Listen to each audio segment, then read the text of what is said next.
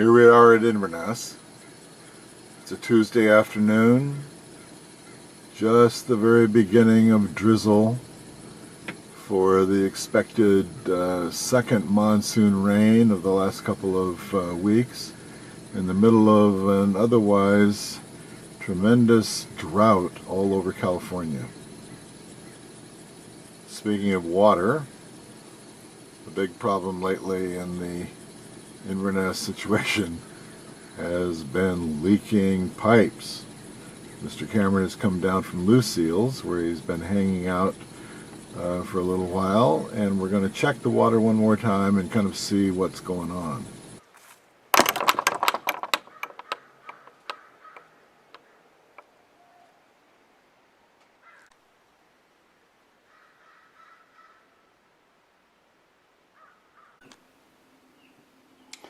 When you examine the floor,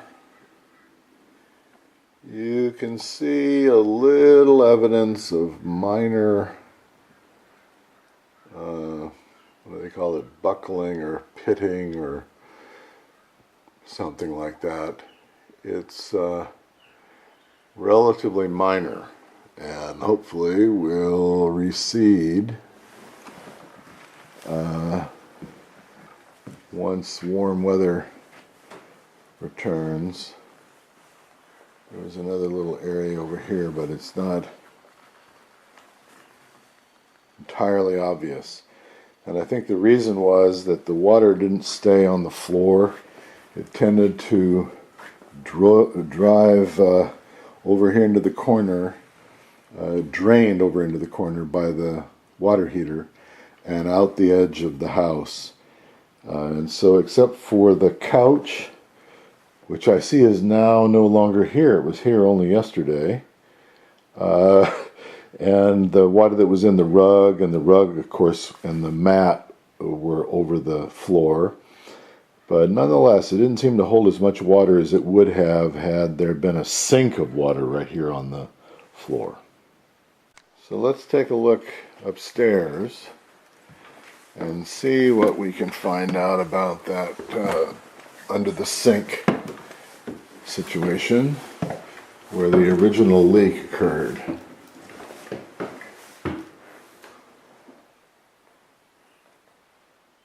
Looks familiar. Turns out that we can't tell much about what's going on upstairs in terms of the dripping until we can turn on the water, both at the street and at the shut-off valve inside the fence. So why don't we go and get a pair of gloves and turn on the water.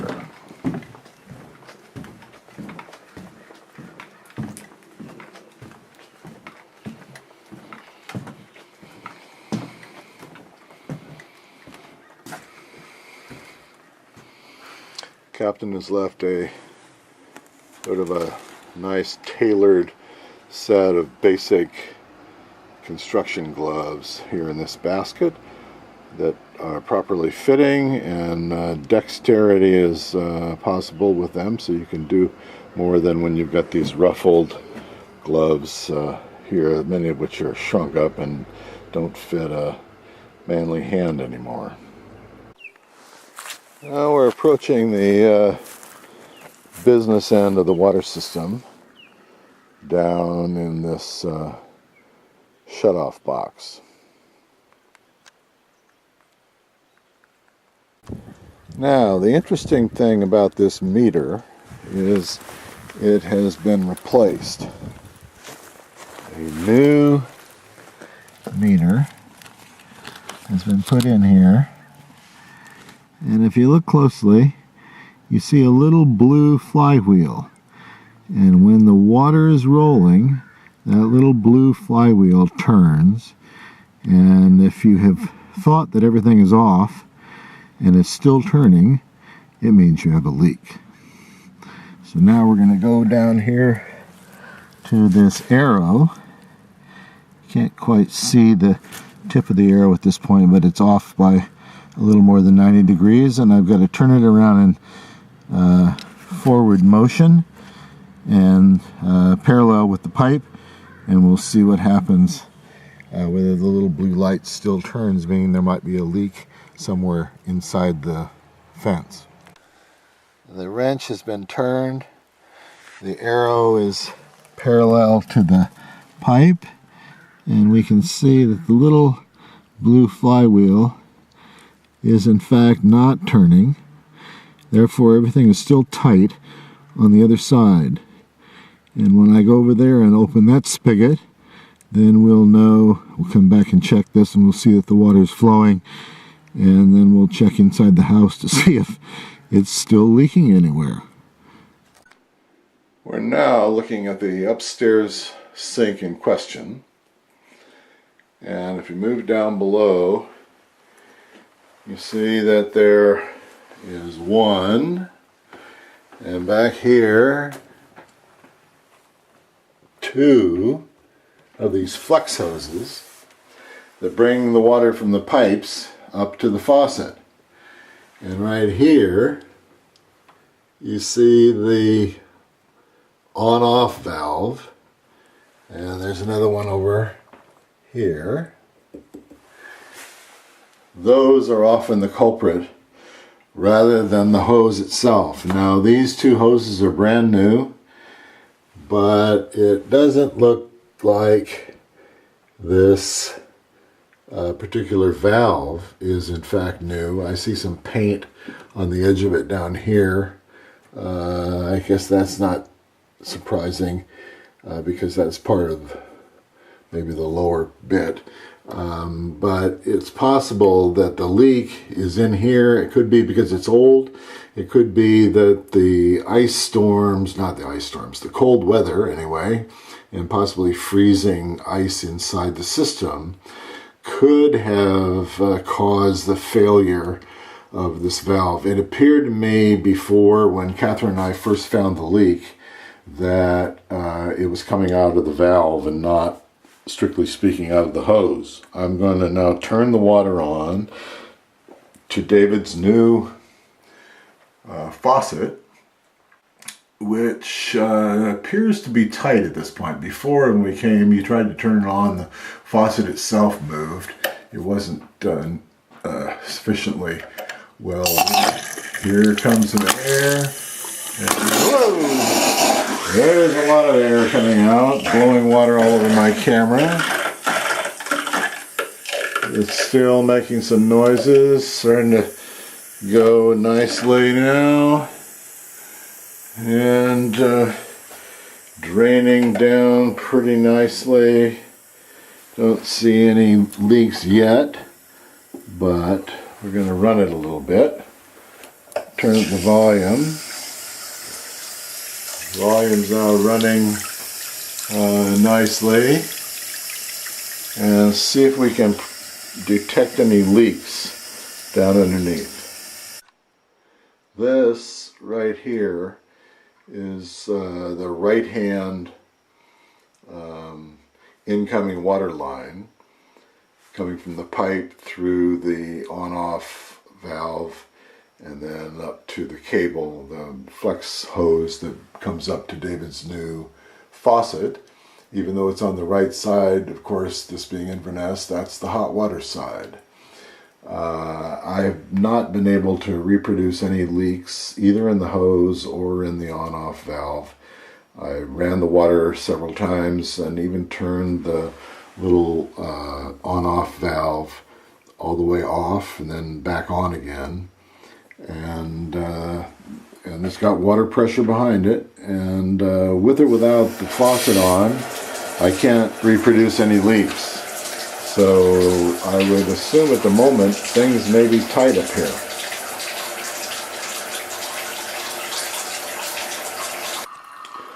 Now here's maybe part of our mystery.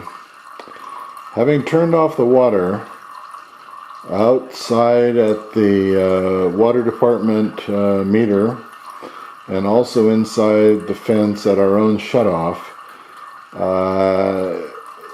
there's a lot of drip coming out of the system still. We're now 15 or more minutes after shutoff, and I'm getting this out of the cold water side, and I can turn that off, and turn on the hot water side and get essentially the same, pretty much the same drip.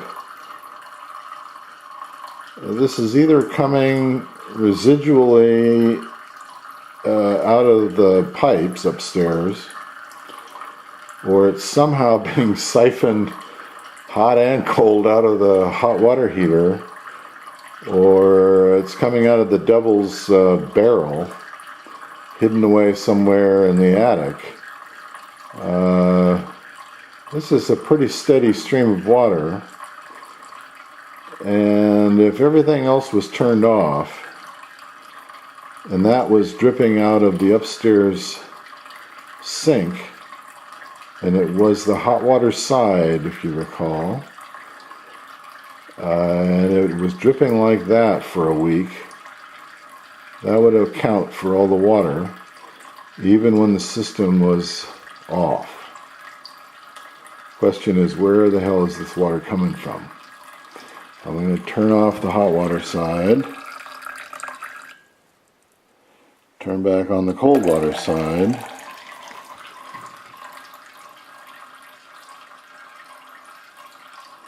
and you'd expect that at some point that would dribble to a stop.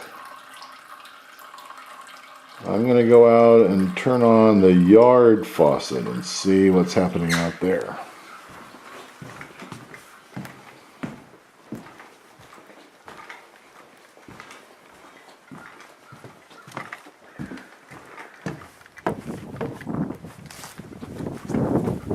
It's a little blustery, not really raining yet, but the rain is in the offing.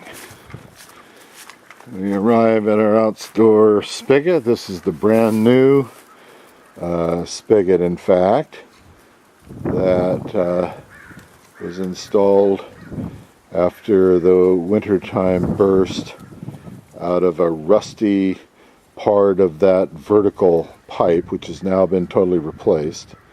It wasn't coming out of the faucet itself, it was coming out of a rusted out backside, amazingly, of this vertical pipe.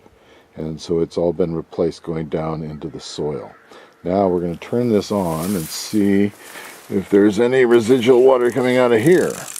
Sure enough, there is a fair amount to begin with. But it fades. But it's still dribbling. Not quite as much, but essentially in addition to what's going on in the kitchen. Where is this water coming from?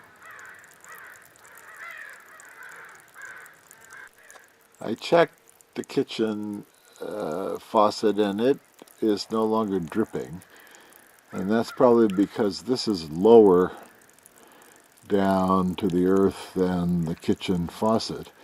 But if I turn this one off, I might find that the kitchen one comes back on again. Having returned to the kitchen, the drip seems to have stopped. Turn on the hot water, turn off the cold. No dripping at this point. Turn off the hot, turn back on the cold. Seems to be gone, finally. I'll go back out and see what's happening with the outdoor spigot.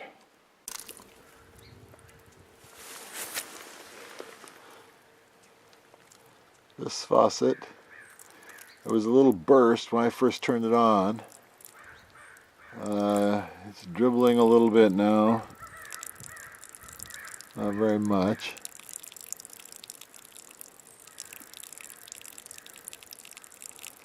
But consistently.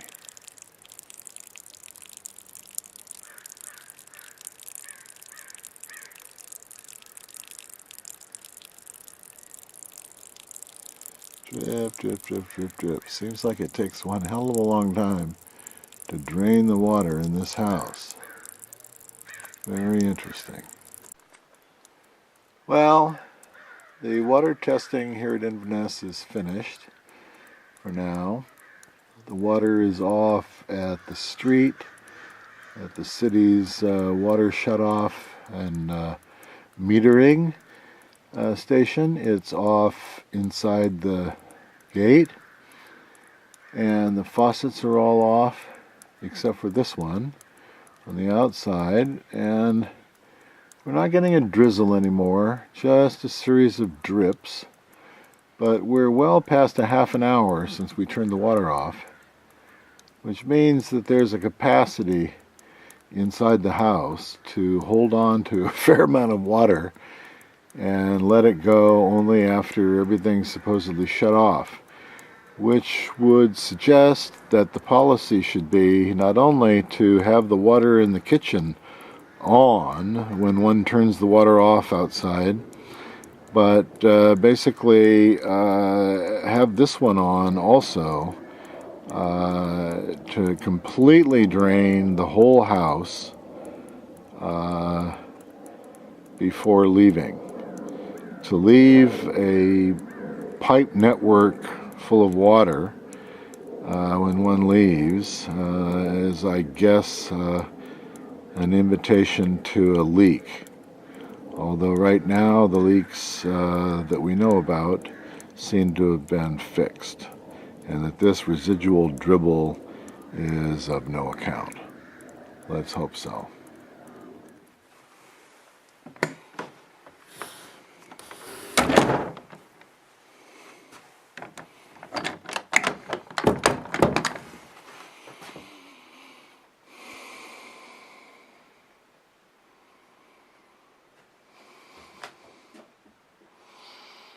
Tools are put away. Water system is tested and found to be, at this point, in good shape. So it's time for the captain to leave 325 and go on down to the village and take care of an errand or two, and then back up to Lucille's to pick up Catherine, and we'll be off to a little dinner at some point. Feeling a little more comfortable that Inverness is back in the sort of condition that Mary would have appreciated. Gordon might raise his eyebrows and ask what's on for dessert.